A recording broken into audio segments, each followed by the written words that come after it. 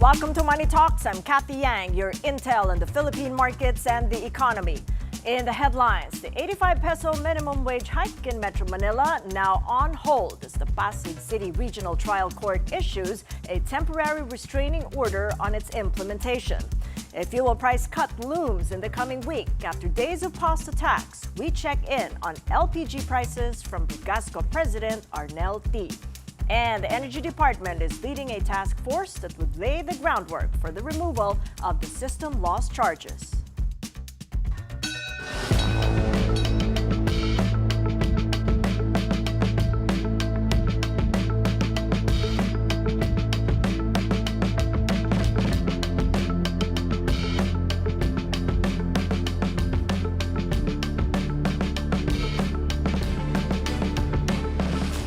The implementation of the 85 peso daily minimum wage hike in Metro Manila has been temporarily put on hold after a court issued a status quo ante order. The Pasig City Regional Trial Court suspended the wage order until August 13, following a petition filed by two construction firms. In the petition, Redicon Trading and Construction Corporation and R2 Builders argued that the Regional Wage Board did not adequately consider employers' ability to pay before improving the increase. Labor Secretary Francis Tolentino said the ruling was disappointing, but the agency will comply with the court's order. Meanwhile, the Trade Union Congress of the Philippines condemned the two companies for taking the matter directly to court. Kasuklam-suklam po na balita ito para sa ating mga manggagawa. No? Kung gusto nilang may questionin dun sa wage order, dapat umakyat sila sa NWPC, yung National Wages and Productivity Commission. Not to mention, sa batas mismo na lumilika ng Regional Wage Board na ginawa ng Kongreso, nakalagay doon na may prohibition against injunction, na walang korte ang pwedeng mag-issue ng TRO against the proceedings of the Regional Wage Board. Isa po itong malaking sampal, insulto po sa mga manggagawa at sa mismong institusyon po ng gobyerno patungkol sa pagtatakdaan ng sahod. Renewed Middle East tensions are threatening a possible decrease in pump prices next week. Estimates from the DOE Oil Industry Management Bureau show diesel prices may fall by 50 cents per liter next Tuesday, gasoline by 80 centavos, and kerosene by 2 pesos and 30 centavos.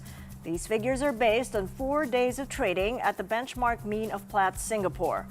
OIMB Director Rino Abad tells True FM this morning any negative development in the Middle East this Friday may cause an uptick in pump prices.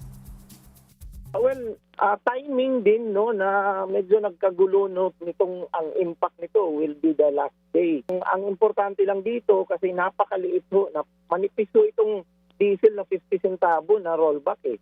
Kung umepekto yung masamang balita na naman nung resumption ng kanilang atake, yun lang ho, napakaalanganin kasi yung maganda sana kung ang rollback natin gaya ng 5 peso, medyo mahirap burahin yun. Pero ito 50 centavo ang computation natin sa diesel to date.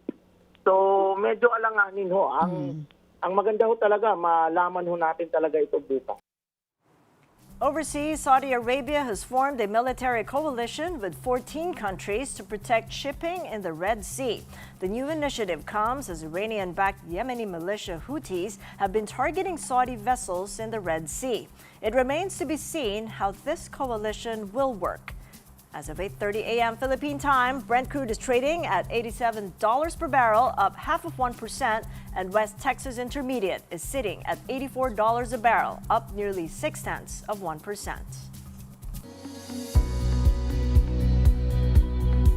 And joining us this morning is Gasco President Arnel T. It's good seeing you again, Arnel. Welcome back to the program. Good morning, Cathy. Thanks for having me. All right, so how will prices look like then for LPG from next week? Well, last night, Saudi Aramco already announced the final price for LPG. It's up by $40 per metric ton. So that's an increase instead of a rollover or maybe a rollback in the past weeks. We thought that the peace talk will push through, hosted by China. But well, in the end, the resumption of bombing in the Middle East continues. So that's forces the price of LPG to go up. And is that going to be the biggest increase of $40? No, it's still small. It's because in the past it has a $150 increase, and in fact the CP price during the last month, going this July, it's down by 12 pesos per kilo. So that's around $160 down. But we are expecting supposed to be this month going to next month. It's still a rollover or a rollback, but that doesn't happen because of the conflict. So next month, it's an increase of $40 per metric ton. Right, and that next month is already from tomorrow because it's August 1st. Is there a change in the timings of the increase for LPG? Well, the timing, well, it's we are expecting it last few days ago when the bombing continues. So we already communicated with the Department of Energy, OIMB, because there's a new rule and policy of the Department of Energy that they will be the one computing and announcing any price adjustment. So we have provided them last night the final contract price announced by Saudi Aramco. Right, and our expectation is that any price movements would happen on a Tuesday, but this is not going to happen for LPG? Well, LPG is once a month, first day of every month. Supposed to be, we will have to implement an increase tomorrow, but because we are waiting for the computation of the Department of Energy, so we are moving to Monday. The price adjustment of Regasco will be on Monday after the DOE will announce the price adjustment. All right, so we can expect then a price increase in LPG well before the other fuels then from next week, if indeed it will happen on Monday. Yes, for Regasco LPG, it will happen on Monday. It will be an increase, the equivalent of $40 per metric ton. So we are just waiting for the computation of the Department of Energy. Okay, let's move on to supply then, as price is already becoming a problem because of the supply routes getting disrupted. The president in his sauna he said that we've secured about 2 months of fuel supply from diversified sources. Does that give the LPG sector more stability, or do you think price volatility is still the bigger issue here? Well, when it comes to price supply, when it comes to LPG supply, we have a we guarantee to the government that we have around 40 days inventory. The issue or the concern is the pricing. We have to follow the world market price, and as of now, the price is going up. But we are making sure that there is a supply coming in because we are not dependent anymore to the Middle East supply, but also we are getting our product from the US and Canada. Let's talk a bit about your supply routes or supply sources, because that's really changing by the day. With Hormuz blocked, as you can see here on the map, it's really becoming very perilous as well at the Bab al-Mandeb. Looking perilous, as you can see, in the Red Sea. And anything that goes through the Suez Canal at the top now looks risky as well. So anything passing through the Cape of Good Hope, right down there, triples, presumably, that roundabout journey triples the costs. So could you make us understand how more expensive it might look like if indeed this is the kind of supply route that we're going to be left with? Yeah, well, when the conflict started last February 28, the price or the shipping cost is multiple. It increases 4 times compared to when we are getting our product from the Strait of Hormuz. But when the shippers or the ship owners become familiar with the route of using the US and the Canada route, then the price of shipping costs goes down by half. So now, comparative to the Middle East route going to the Strait of Hormuz compared to the US, it's around $100 to $150 per barrel, per metric ton, is the difference for the LPG. So it's still high, but the most important thing is we have the supply. All right, well, knowing the risks that perhaps maybe in 24, 48 hours, the last supply route that we have might get disrupted, what are you doing on your part to ensure that you diversify away from the Middle East? Well, what we are doing right now is making sure that all possible supply we can get a product from different countries.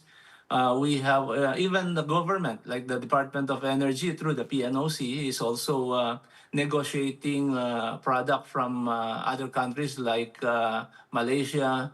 Well, in Asia, where the country that is producing fuel is Malaysia, and they are also communicating with Russia and also with America and Canada.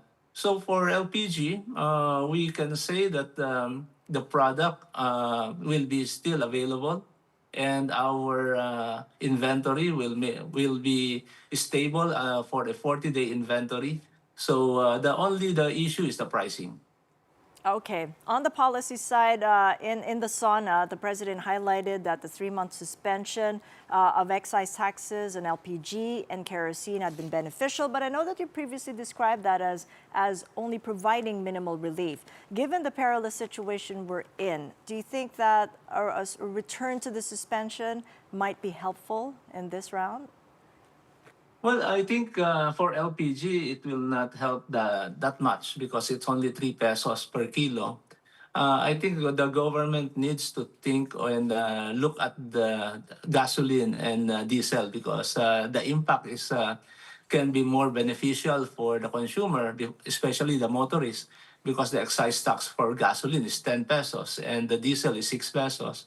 And that is a daily when our motorist is using fuel, which is diesel and gasoline, is on a daily consumption. Unlike LPG, that the consumer, 80% are household, using one cylinder of 11 kilogram once a month. So I think, excise tax suspension for LPG will not help that much. But in gasoline and diesel, definitely it will benefit our consumers. Okay, but what about maybe giving some concessions for LPG consumers in the way that there'd been transport relief and fuel subsidies provided? Do you think that the government is spreading that support well enough across the sectors, including those who use LPG? Well, they have some relief for gasoline and diesel, but in LPG, when we have that discussion with the Department of Energy, we have agreed that consumer side for using LPG is will not be that much to be affected by the price increases, because let's say 1,250 per cylinder that can be consumed in a month time, it's still not that much of an impact in a daily wage earners. But I think the transport and the fuel costs for gasoline and diesel will be more problematic in terms of their daily wage consumption using the transport. So we suggested to the DOE that the focus on giving subsidies to the transport sectors using diesel and gasoline. As to the long-term measures, the president did talk about malampaya, hydrogen, nuclear energy, and other long-term power measures. Do those have any direct effect on LPG users today? Well, that can benefit, again, transport sectors because, as we all know, the EV is now getting grounds of having more vehicle in the road that are using EV, and having a more lower energy price, especially electricity, will benefit more people. In LPG, because of some are using electric oven and burners, but in the end, they are shifting back to LPG because the way we cook, we are used to using LPG. It's more convenient and it's more, they say, easy to use comparative to electricity. So in the end, electricity can be a big factor in providing better competition in the transport sector. All right. Well, thank you so much for the updates and insights. As always, Arnel P. of Rigasco.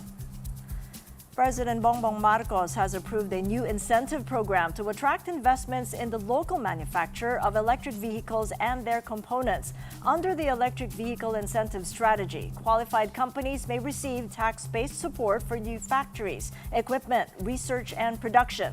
The program requires at least 5 billion pesos in capital investment and sets a total incentive cap of 60 billion pesos. Mitsubishi Motors Philippines says it will join the program through a 7 billion peso investment to produce hybrid vehicles locally.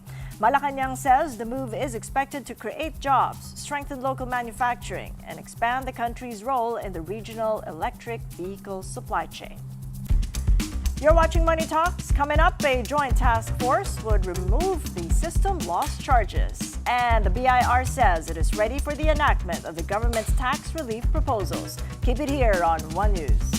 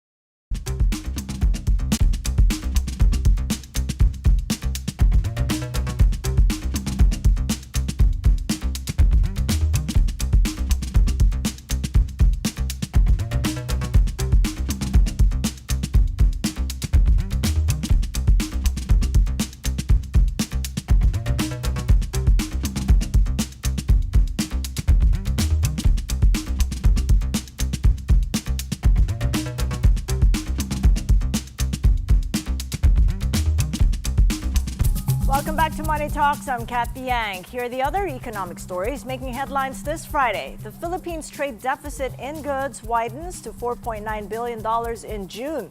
That is up more than 12% from a year ago. A strong demand for AI-related products drove double-digit growth in both exports and imports. Month on month, however, the trade gap narrowed from May, making June the smallest deficit in 4 months. Also in June, the government's outstanding debt reached a record 19.07 trillion pesos. The Bureau of Treasury says the increase was because of higher domestic and external borrowings to help fund national development. And most Philippine banks expect lending conditions to remain steady in the third quarter. That is according to the Bangko Central's latest senior bank loan officer survey. Results showed more than 75% of banks expect no change in standards for business loans, while 80% said the same for the household loans. The central bank said the results point to a stable banking system despite continuing global geopolitical uncertainty. The Bureau of Internal Revenue says it is ready to implement the government's proposed tax relief measures backed by its modernized systems and simplified compliance processes. Citing President Bongbong Marcos' State of the Nation address, the BIR said it supports the administration's tax reform agenda and is prepared to implement whatever measures Congress passes. The president has proposed raising the annual tax-exempt income threshold to 350,000 pesos, while also exempting small businesses from minimum corporate income tax. Lawmakers have since filed bills to advance those proposals. Meantime, Malacanang says the president will certify as urgent legislative measures on tax reform and amendments to the Electric Power Industry Reform Act, or IPIRA. Changes to IPIRA will officially ban utilities distributors from passing on system loss charges to consumers. The presidential certification would also allow Congress to fast-track the measures by waiving the 3-day reading rule.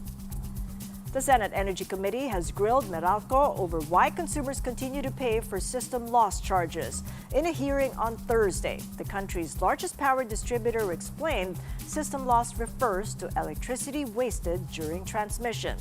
It said those losses could be technical, such as heat generated by power lines, or non-technical, including illegal connections and power theft.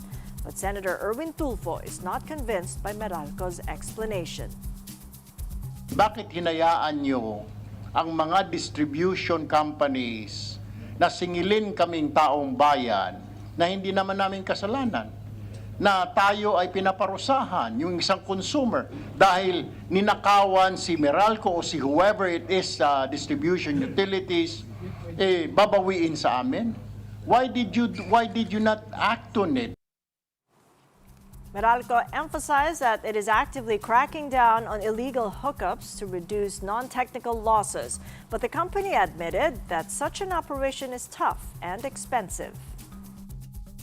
Para ma-achieve natin yung zero na sinasabi nating non-technical losses, malaki naman po yung gagastusin namin na operational expenses at saka capital expenses, capital expenditure, no? Na siya naman po ang kakarga na naman doon sa taripa. Sir, I totally disagree with you.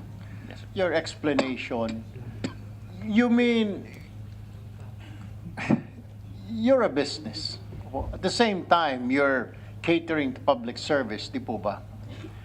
Pero, boss, narinig ko yung sinasabi mo na tataasan kasi systems loss. Parang ayaw ninyo magka-incur ng losses. Business, sir, ay may mga losses. Dapat you have to be prepared for that. 2 days before the hearing, the Department of Energy already met with representatives from Meralco and the Energy Regulatory Commission to discuss lowering power costs. Meralco has pledged to explore operational adjustments to deliver fair electricity bills to its 8 million customers. The Senate hearings will continue next week as lawmakers dissect how to completely strip system loss charges from consumer bills. The upper chamber is also targeting to finalize amendments to the IPIRA law this August. As for the DOE, it has created a task force to review President Marcos's proposed power reforms. Part of the task force are the ERC, the National Electrification Administration, and electric cooperatives. Malacanang, for its part, has assured the public that the issue will be thoroughly assessed to ensure a fair outcome for all stakeholders. Maganda po na senyales yan, although marami po talagang pagdaraanan na pag-aaral at maaari marami maapektuhan, but at least nakikita po natin na open sila for discussion. Ang sabi po ni Secretary Sharon Garin ng DOE, we are currently studying the regulations of ERC, legislations, and other policies and doing consultations with stakeholders. The objective is to lower electricity rates, and I ask for patience and cooperation of all stakeholders while we craft the policies. Signal, the owner of this channel, and Meralco are both part of the MVP group of companies. And a quick check on the Philippine peso in this final trading day of the month. It opens this Friday stronger, 61.47 to the dollar. The peso yesterday weakened by 15 centavos to settle at 61.56 to the dollar. Fresh attacks between the U.S. and Iran caused global oil prices to spike, leading to a weaker peso. Mike Ricofort of RCBC adds that the peso depreciated due to a wider trade deficit recorded in June. Checking in on the markets overseas, U.S. futures rise in overnight trading, lifted by upbeat earnings from Amazon. The Nasdaq jumps nearly 1%. Both Dow and the S&P 500 rise 0.33% each. Amazon reported better than forecast second quarter revenue after the closing bell, bringing up its stock by 9% in after-hours trading. South Korea's Kospi surges 13% in early trading Friday, with shares of the heavyweights Samsung and SK Hynix both soaring more than 20%. Despite this, Seoul's local bourse has plunged 34% this month, leaving the benchmark at its cheapest valuation ever. Japan's Nikkei 225 is up 5%, and Australia's ASX 200 advances 0.8%. Wall Street ended in the positive territory this Thursday, with chip stocks rebounding and Microsoft surging to its best day in 18 years. The Nasdaq gained 2.8%, S&P climbed 1.7%, and the Dow advanced 1.2%. Microsoft shares surged 16%, their biggest gain since 2008 after the company reported better than forecast earnings. The rally added $450 million to its market cap, the most for any listed firm ever. PSEI has extended its pullback yesterday, but maintained its hold above 6,300. The stock market shed 47 points, or about 0.75%, to close at 6,305. First Metro Securities says investors digested the Federal Reserve's hawkish signals and their implications for global risk appetite.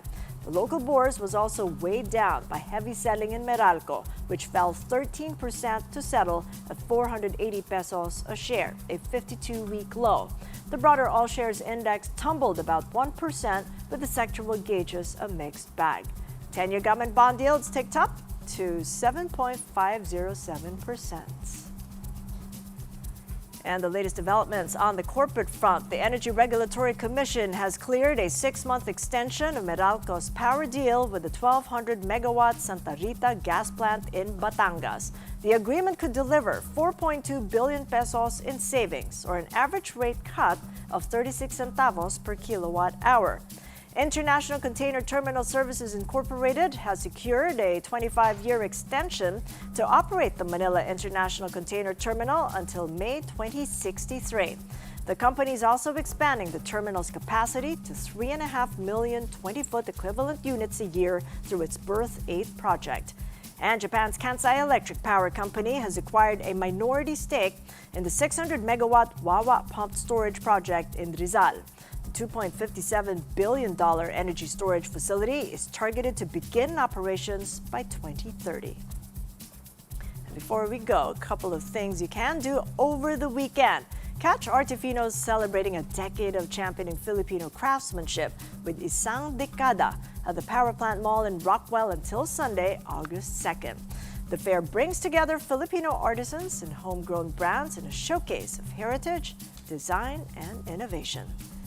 And in cinemas, Spider-Man Brand New Day is now showing. Set 4 years after No Way Home, the film follows Peter Parker as he faces a powerful new threat while living a life where no one remembers who he is. Something bad was going to happen, and the only way to stop it was to make everyone forget about me. Because I'm not just Peter Parker. I'm Spider-Man. Frank, you just hit me with a van! Quit your whimpering. Suit yourself.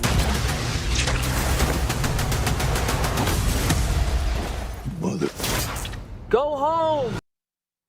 Who can forget him in his suit? That is it for Money Talks. I'm Cathy Yang. Catch us again tomorrow at 9 a.m. Kapatid, we are One News, your side, all the time. Morning Matters returns at 9:30 a.m. Have a great day ahead. I'll see you Monday.